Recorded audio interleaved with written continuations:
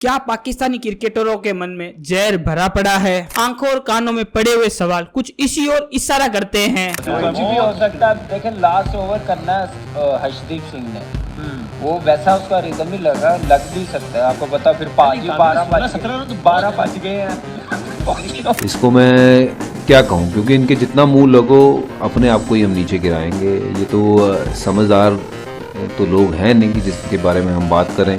किसी भी बात को गलत कहा नहीं जा सकता, परंतु पाकिस्तानी खिलाड़ियों के द्वारा दूसरों धर्मों के बारे में घृणा और ये जो बयानों की बातें हैं वो अब काफी लंबी हो चुकी है और इनके मस्तिष्क के अंदर ऐसे कौन विचार भर रहा है। You mentioned a headline to me earlier. What was it? Love rat in the papers? Romeo rat. A Romeo rat. Romeo rat. Did you think you were marrying a Romeo rat? क्या हुआ 80 के दशक में Pakistani cricketer team के साथ? 90 के दशक के अंदर कौन घुसा पाकिस्तानी क्रिकेटर टीम के अंदर जिसने पूरी टीम को धर्म का चश्मा पहना दिया है? और 2000 के दशक में ऐसा क्या हुआ जो कि पाकिस्तानी खिलाड़ियों को मौलवी बना दिया गया है? कामरान नखम के द्वारा बोले गए ये शब्द कोई पहली बार तो नहीं है। अब्दुल रजाक के अनुसार केवल एक हिंदू महिला एक खराब बच्चे को ही जन्म दे सकती है। तो बात यह है कि हमारी नीयत है ही नहीं कि हम किसी चीज़ को पॉलिश किया जाए, प्लेयरों को डेवलप किया जाए। अगर आपकी सोच ये है कि मैं ईश्वर ऐसे शादी करूं और वहाँ से बड़ा नेक परहेजगार बच्चा पैदा हो, तो कभी भी नहीं हो सकता।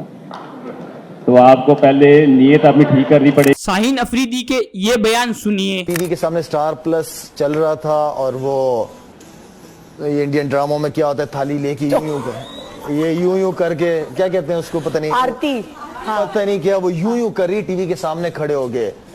तो मैंने यूं करके देखा तो मैं पता नहीं क्या हुआ कि मैंने यूं करके दीवार के अंदर ही टीवी कर दिया। ये कोई एक खिलाड़ी की बात नहीं है। सोहेल तनवीर का भी टीवी शो के अंदर ये बयान देखिए। लाइव शेयर तो खैर नहीं देखा मैंने, मैं अपनी ट्रेनिंग, मेरा ट्रेनिंग का टाइम होता है, मैं तो ट्रेनिंग कर रहा था, तो मुझे बाद में ही पता चला मीडिया के थ्रू ही। लेकिन क्या हो सकता है, अब उन्होंने क्या कह सकते हैं, हिंदुओं की ज़हनियत ही ऐसी है, तो बस उन्होंने कर दिया जो भी था।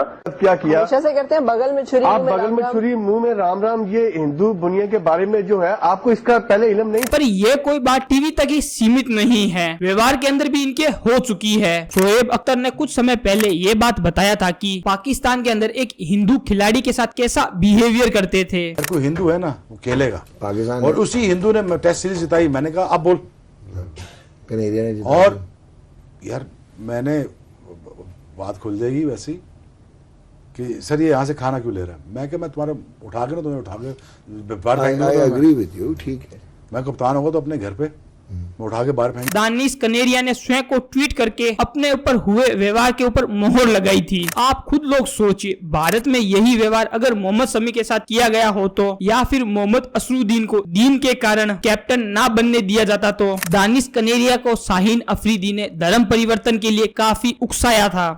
शाहिद अफरीदी, आपको उन्होंने कई बार कहा, जब उन्होंने मुझे कहा तो मैंने बोला कि क्यों कर दूं भाई, मुझे अपना धर्म प्यारा है एंड आई लव इट, और मुझे कोई जरूरत नहीं है, आपकी मर्जी है, आपने जो बोलना है। पाकिस्तानी क्रिकेटर को पूरे विश्व को मुस्लिम बनाने का संकल्प बार बार दिखाई देता है। ऐसे खिलाड़ियों की पूरी भीड़ लगी हुई है। 6 अरब लोग गैर मुस्लिम हैं, इनको जहन्नुम की आग से बचाने के लिए क्या करना पड़ेगा? यहाँ तो अगर नमाज पढ़ दी ना पूरी, पकड़ हो जाएगी अल्लाह की तरफ से। तोड़ो नमाज, एक बच्चे को बचाओ। 6 अरब लोग जहन्नुम की आग में रोजाना 2 लाख जा रहे हैं, मुसलमान को कोई फर्क ही नहीं पड़ रहा। बताओ हम बच जाएंगे? लोग हैं, अगर सारे पाकिस्तान में वैसे लोग हो जाए जो मुसलमानों की जिंदगी है उस पर चलें, तो मेरा नहीं ख्याल कि पाकिस्तान में कोई गैर मुस्लिम भारत पर कब्जा करने का इरादा भी रखते हैं। लेकिन ये भी लिखा गया है कि गजवा हिंद के बारे में भी लिखा गया, अटक का दरिया 2 दफा रंगीन होगा खून से और अफगानिस्तान की फौजें अटक तक पहुंचेंगी। ये सारी पेशिंग उन्होंने की, लेकिन उसके बाद शुमाल मशरिक से फौजें उठेंगी, 8 टोलियों में से लोग आएंगे उज्बेकिस्तान से। ये खुरासान की बात की है, खुरासान यहाँ लाहौर तक बनता था, पुराना खुरासान। ये पाकिस्तानी खिलाड़ी भारत के ऊपर हुए आक्रमण को कितने गौरव से बताते हैं। आपके कश्मीर से मेरा बहुत पुराना ताल्लुक है। ये बात मैं बार बार इसलिए कह रहा हूँ कि आप लोगों को पता होना चाहिए, क्योंकि मेरे जो दादा थे उन्हें 1948-49 में गाजी कश्मीर का लकब दिया था आपके वजीर आजम ने। क्या ये स्थिति आपको सामान्य लगती है पाकिस्तानी खिलाड़ियों के अंदर? आज के पाकिस्तानियों और पहले के पाकिस्तानी खिलाड़ियों में जमीन आसमान का फर्क हो चुका है। इनकी सोच 10 साल के छोटे बच्चे से भी ज्यादा कम हो चुकी है। आप सब लोगों को क्या लगता है इन पाकिस्तानी खिलाड़ियों के बारे में? आप मुझे कमेंट सेक्शन के अंदर बता सकते हैं। और अगर मेरी वीडियो आपको दिल तक हिट कर पाई तो प्लीज इस चैनल को लाइक शेयर फॉलो करना मत भूले और इसी तरह अपना प्यार बनाए रखे। जय हिंद।